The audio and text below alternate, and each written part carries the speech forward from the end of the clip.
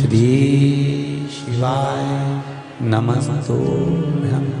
शंकर भगवान की जलाधारी में से पानी नीचे बहता, जैसे ये गोल जलाधारी है, ये शिवलिंग है, यहाँ से पानी नीचे बहता है। जब विशेष दुख वाली बात आ जाती है या कोई तकलीफ खड़ी हो जाती है, बहुत बड़ी अगर कोई तकलीफ खड़ी हो जाती है, तो शिवलिंग के स्पर्श की जगह जहाँ से पानी बहता है जाता है, ये गोल, और यहाँ से जो भगवान के चरण है जहाँ से पानी नीचे गिरता है, समझ रहे हो ना सब लोग?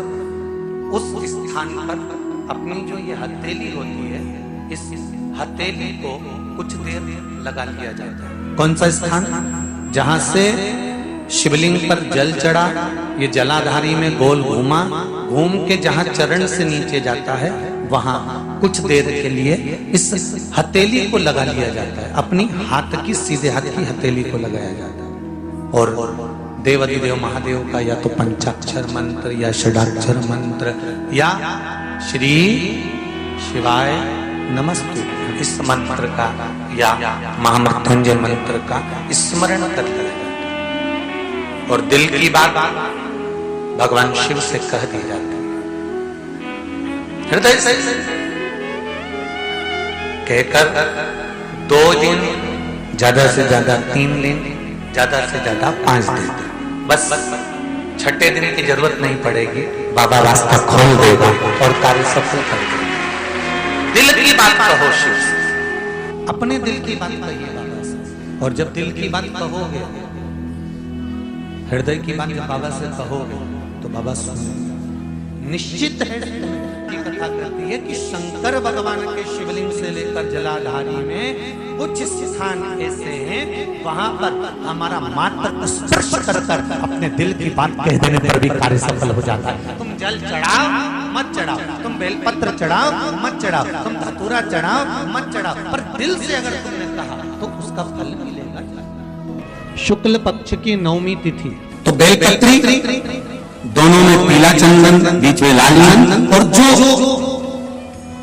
अशोक सुंदरी वाली जगह है, उस अशोक वाली सुंदरी वाली जगह पर डंडी का भाग जहां से पानी बहता है, वहां लाल चंदन का भाग नीचे की ओर शिवलिंग से टच करता हुआ लाल चंदन का भाग, और दोनों चंदन, पीले चंदन के भाग बेलपत्री के उस अशोक सुंदरी वाली जगह पर रखकर मन कामना से, शरीर में अगर कोई रोग हो गया जिससे चमड़ी सफेद पड़ रही हो, या काया कोई जगह जगह पर खाज हो गया, या कोई सोराइसिस जैसी बीमारी हो गई है, तो शिव जी पर उस जल को समर्पित कर कर उस बेलपत्री का जो पानी है वो लेकर आए, शरीर में उस स्थान पर लगाना प्रारंभ करें। धीरे धीरे लगभग 15 से 20 दिन तक अगर क्रम करा और श्री शिवाय नमस्तुभ्यं का जाप किया, ये निश्चित है काया अपने रूप में आना प्रारंभ हो जाती है, निश्चित।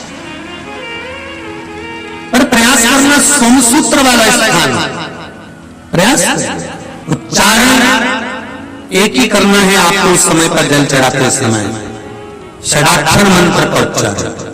कभी मौका मिल जाए, विवाह शादी में देरी हो रही हो, या कोई नया कार्य चालू कर रहे हो उसमें देरी हो रही हो, या कोई सर्विस के लिए, नौकरी के लिए जा रहे हो और वो कार्य नहीं हो रहा हो, तो एक धतूरा, केवल एक धतूरा, उस धतूरे को फोड़कर उसके अंदर का फल निकालकर उस फल को शिवलिंग पर चढ़ाकर 1 लोटा जल शंकर भगवान को समर्पित कर। दिन होना चाहिए मंगलवार। कौन सा दिन होना चाहिए? जम के बोलो जरा, मंगलवार समर्पित करो।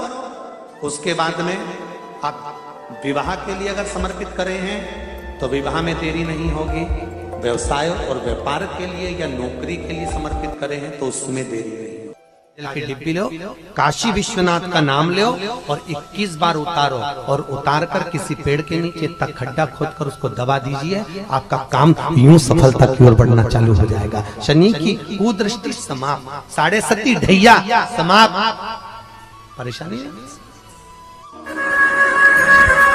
शनिवार के दिन जो पीपल के वृक्ष में सरसों के तेल का दीप लगाता है, उस को शनि कभी परेशान नहीं करता। एक बात हमेशा ध्यान रखिएगा, मान लो अगर कोई भारी रोग ऐसा शनि महाराज के कारण हो गया हो, अच्छे काम करते करते उल्टे हो रहे हैं, होते हैं किसी किसी के साथ में, विपरीत परिस्थितियां आ जाती है, अच्छा करने जाओ बुरा हो जाता है, अच्छा कर्म करने जाओ बुरा हो जाता है। तो पीपल के वृक्ष की जो छाल होती है, छाल देखिए, पीपल के वृक्ष में जो छाल लगी होती है, उस छाल को घिसकर चंदन बनाकर भगवान शंकर का स्नान कराकर, अभिषेक कराकर, पूजन कराकर, पूजन कराने के बाद में पिपलेश्वर महादेव का नाम लेकर, कौन से महादेव? पिपलेश्वर महादेव का नाम लेकर वो जो घिसी हुई छाल होती है, उस छाल का तिलक भगवान शंकर को लगा लो और उसी का थोड़ा सा भाग अपने कंठ पर, मस्तक पर लगाना प्रारंभ कर दो। धीरे धीरे जो विपरीत दशा है वो सुधरना प्रारंभ हो जाती है। पर नाम याद रखना, पिपलेश्वर महादेव का। वो भी शनिवार के दिन पीपल के वृक्ष की पूजन करेगा, दूध चढ़ाएगा या मिष्ठान का भोग लगाएगा, लक्ष्मी और नारायण उसके घर में प्रवेश कर जाएगा। लक्ष्मी और नारायण उसके घर में प्रवेश करेगा, इसलिए नियम बनाया। कौन से दिन का? शनिवार। लक्ष्मी जी बोली, नारायण आपने तो एक दिन का वार लिख दिया, शंकर जी ने 7 बार बनाए हैं, रविवार, सोमवार, मंगल, बुध, गुरु, शुक्र और शनि, ये शिव जी ने बनाया। अब एक दिन आपने अपना बना लिया, बाकी के दिन अगर कोई इस पीपल के वृक्ष के नीचे आएगा और यहां तो दरिद्रता बैठी है, तो उसका क्या होगा?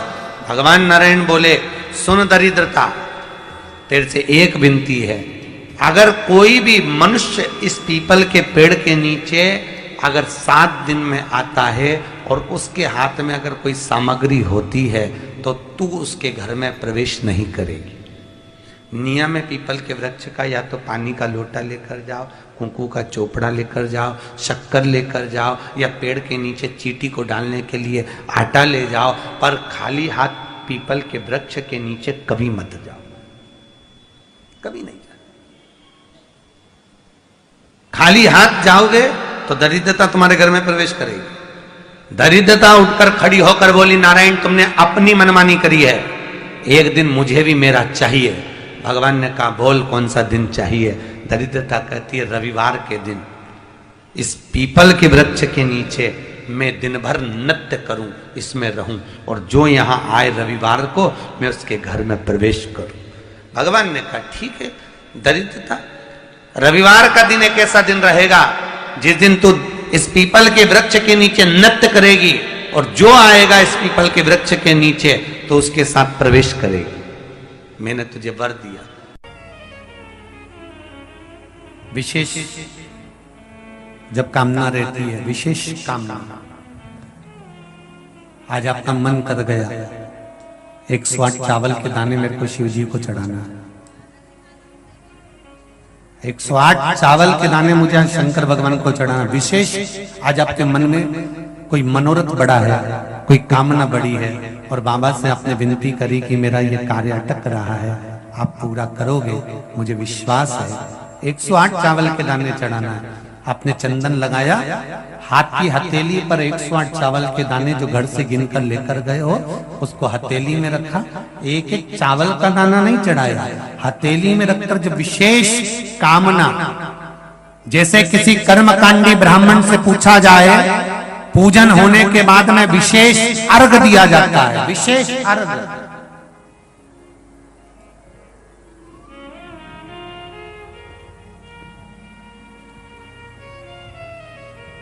उसी तरह विशेष कामना के लिए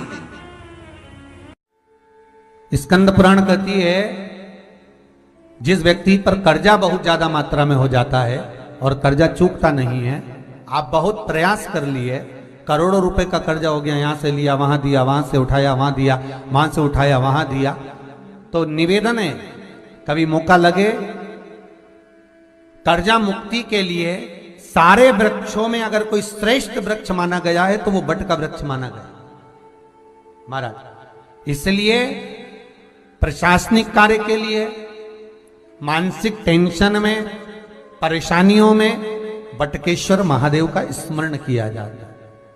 और यदि निवेदन करूंगा बहुत ज्यादा, यदि आपको कर्जा हो गया, बहुत ज्यादा कर्जा हो गया और वो कर्जा चूक ही नहीं रहा, तो थोड़े दिन बड़ के पेड़ के नीचे आप बटकेश्वर महादेव के लिए 1 लोटा पानी, उसमें थोड़ा सा पिसा हुआ चावल पीस के गला लेना चावल को और पीस लेना, पीस के उस पानी में मिला लेना और मिलाकर उसमें थोड़ी सी हल्दी पिसी हुई डालकर बटकेश्वर महादेव के नाम से बड़ के पेड़ के नीचे अपनी कामना कर कर जो कर्जा हुआ है उस कर्जे का भान देते हुए, स्मरण देते हुए छोड़ दीजिए।